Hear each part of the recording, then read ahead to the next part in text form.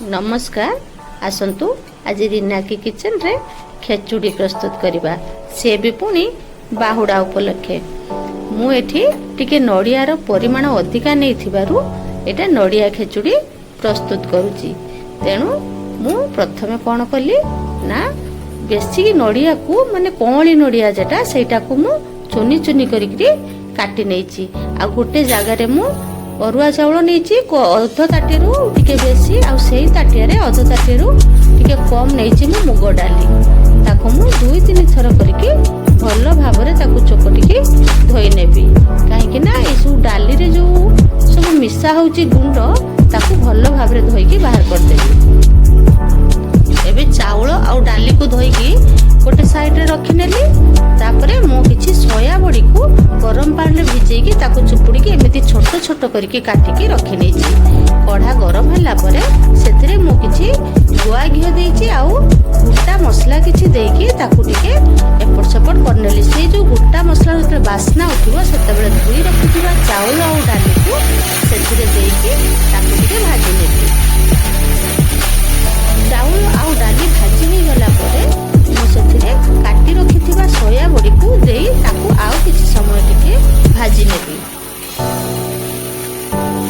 टिके कम आंच दे भाजीबी। एबे सेथिरे स्वाद अनुसार लूण आउ हळदी देइकी ताको आउ किछि समय मु भाजी नेबी।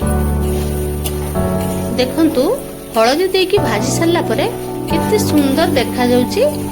ताको एमती किछि समय ताको भाजी नेबी। भाजी सारला परे काटी रखिथिबा नड़िया को सेई ताटिया रे मु मापिकी 2 ताटिया नड़िया देइछि। आपण चाहिले एथिरे कुरी की मध्य नड़िया देई परिबे। किछि पूरा नड़िया और कटा नड़िया पकेइले खेचुड़ी रो स्वादटा बहुत बढ़िया आसीबो। तापरे मु गरम पानी सेथिरे किछि देई देइछि। गरम पानी दे सारला परे ताको किछि समय मु फुटिबा पई छाडी देबी। एई समय टिके आंचटी को टिके हाई कर देबी। जतले फुटी सारिबो ताको पुनी आंचटी को टिके कमी देबी। एबे देखंतु केते सुंदर फुटी आसलानी। नड़ियार टिके अधिका भाग देइथिबारु खेचुड़ीटी खाली नड़िया नड़िया देखा जाउची।